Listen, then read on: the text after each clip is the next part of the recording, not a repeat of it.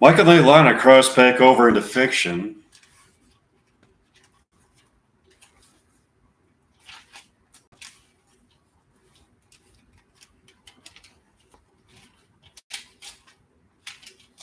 From reality and materialize in Mike's condominium. They are sitting on Mike's couch having a conversation. This is so fascinating to know that we are fictional characters in a script written by Mike Meyer. Our lives seem to have been created in order to fulfill Mike's dream of meeting Winona Ryder.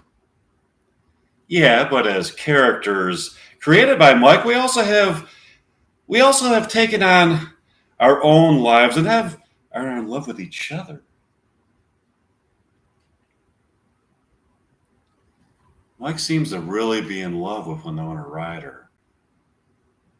It doesn't seem to be strictly lust, but both physical attraction and a very profound feeling of a need for a union of souls with her and a consummation of his love for her.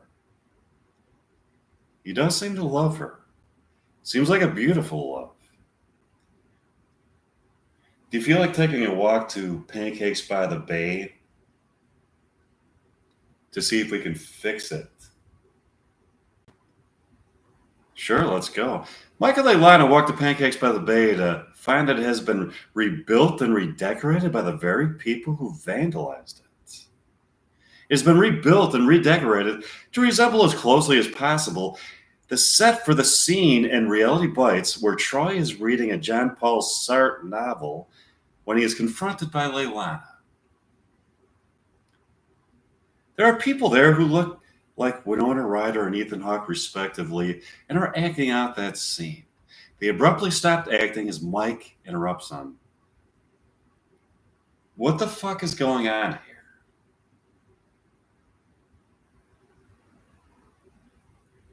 One of the vandals, a guy named Hugh, responds, "We have rebuilt and redecorated this place to resemble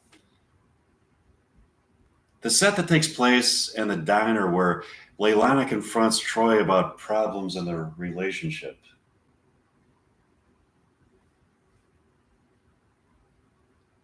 It's nice to see that you have rebuilt and redecorated it. How is that possible, considering the fact that you were the people who vandalized the place? When the owners found out that we wanted to construct a place where we could act out scenes in Reality Bites, they approved of it." That's great, Hugh. Is the place still going to be called Pancakes by the Beach? Yeah, that's superb, Hugh. Thanks, Leilani.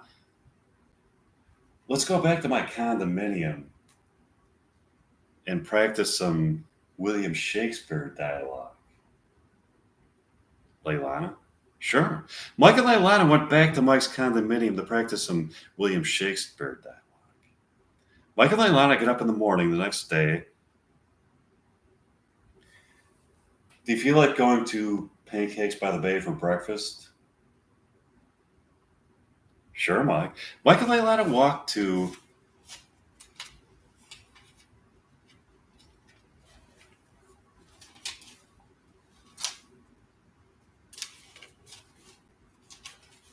Pancakes by the Bay to see Hugh there with the former owner, a guy named Harlan. This is beautiful. This place has been transformed into a place where a person can feast on pancakes with his or her lover as they watch a beautiful reenactment of scenes from the movie Reality Bites. It's awesome. I guess I sold it to the right person. It's nice to meet you, Harlan. Would you people like to see a performance of William Shakespeare plays performed by me and Leilani? Sure, Mike. Mike and Leilani put on a performance of William Shakespeare plays. The people thoroughly enjoyed the William Shakespeare performances and took a walk to the Bay Bridge on that beautiful night. To their amazement, they saw a holographic image above the ocean of Ben Stiller, Ethan Hawke, Winona Ryder, and Janine Garofalo in between takes for the original Reality Bites.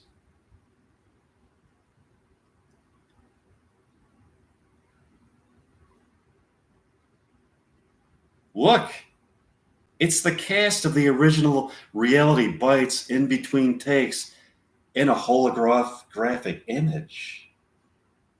Wow. I would like to somehow enter it so I can speak to the real life Winona Ryder to try to convince her to date Mike Meyer.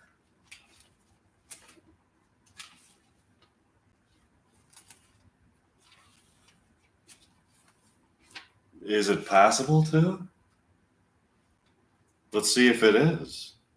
They scream something to them. They seem to hear it, but as they look at them, but continue talking with each other. It's a fascinating glimpse into the life of these people during the filming of Reality Bites. It's a Reality Bites bonus feature that can only be seen in the archetypal realm that they inhabit. I really want to talk to them.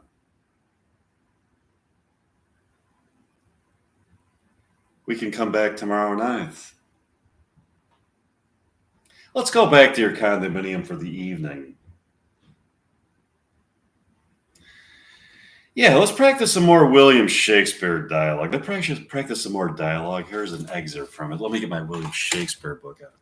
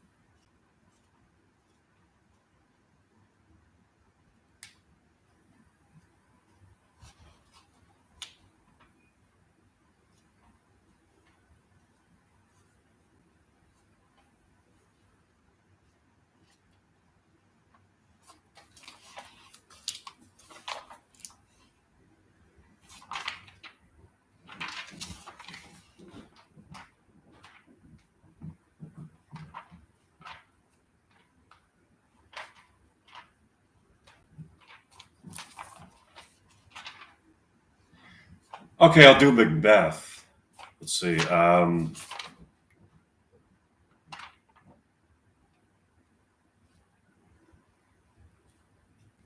Scene 4. 4 is the palace. Flourish. Enter Duncan, Malcolm, Donalbain, Lennox, and attendants. Is execution done on Cawdor? Are not those in commission yet returned?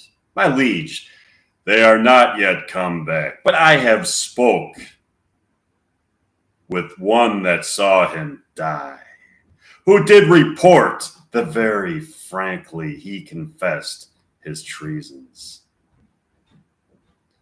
implored your highness pardon, and set forth a deep repentance. Nothing in his life became him like the leaving it. He died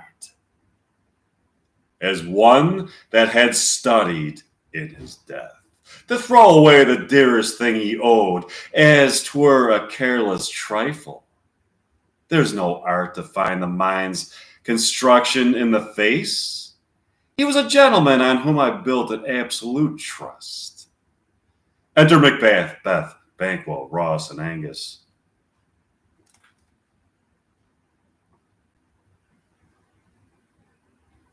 O worthiest cousin, the sin of my ingratitude even now was heavy on me.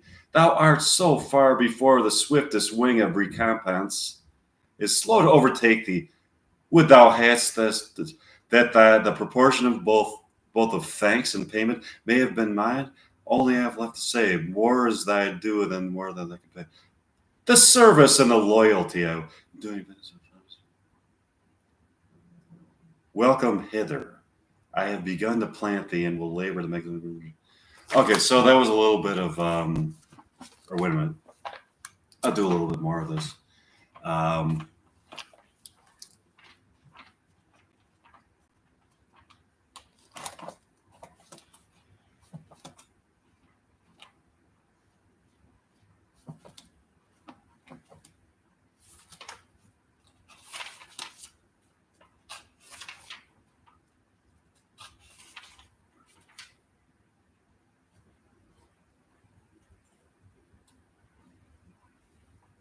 We have scotched the snake, not killed it. She'll close and be herself, whilst our poor Melis remains in danger of her former tooth. But let the frame of things disjoint. Both the worlds suffer, ere we will eat our meal in fear and sleep in the affliction of these terrible dreams that shake us nightly. Better be with the dead, whom we, to gain our peace, have sent to peace, than on the torture of the mind to lie in restless ecstasy. Duncan, in his grave, after life's fitful fever, he sleeps well. Treason has done his worst, not steel nor poison. Melis domestic, foreign levy, nothing can touch him further. Come on. Gentle, sleek over your rugged looks. Be bright and jovial among your guests tonight. So shall I, love, and so I pray be you. Let your remembrance apply to Banquo. Present him eminence, both with eye and tongue. Unsafe the while that we must have our honors in these flattering streams, and make our faces vizards in our hearts, disguising what they are. You must leave this. Oh, full of scorpions is my mind, dear wife. Thou knowest that Banquo and his fiancée and his flance lives, but in them nature's copies not eternal. There's comfort yet, they are assailable. Then be thou, ere that hath flown his cloistered flight, ere to black Hecate summons the shard-born beetle with his drowsy hums. Hath rung night's yawning peal, there shall be done a deed of dreadful note. What's to be done? Be innocent of the knowledge, dearest Chuck, till thou applaud the deed. Come, sealing night. Scarf up the tender eye of pitiful day, and with the bloody and invisible hand cancel and tear to pieces the great bond which keeps me pale. Light thickens and the crow makes wing to the rooky wood. Good things of the day bring to droop and drowse, while the night's black agents to their praise do rouse. Thou marvelest at my words, but hold thee still. Things had begun, make strong themselves till, so prithee go with me.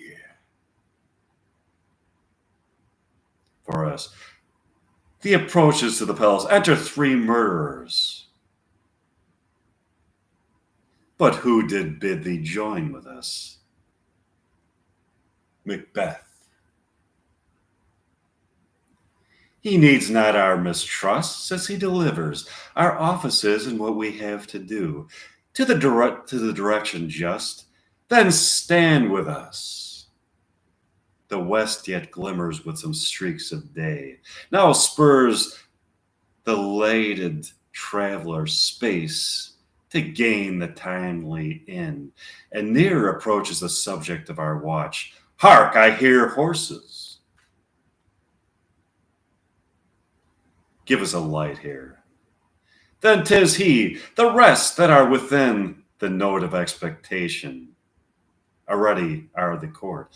His horses go about almost a mile, but he does usually. So all men do, from hence to the palace gate, make to the walk, stand to it.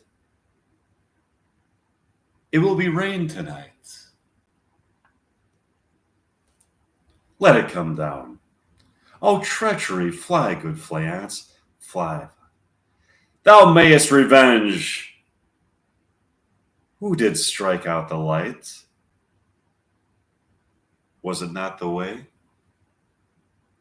There's but one down. The sun is fled. We have lost best half of our affair. Well, let's walk away and see how much is done. Scene 4, the Fortes, the palace. Banquet repaired, enter Macbeth, lady. Macbeth, Ross, Lennox, lords, attendants. You know your own degree. Sit down. At first and last, the hearty welcome. Thanks. Our self were mingled with society and... Okay, that was enough for that for tonight. Okay.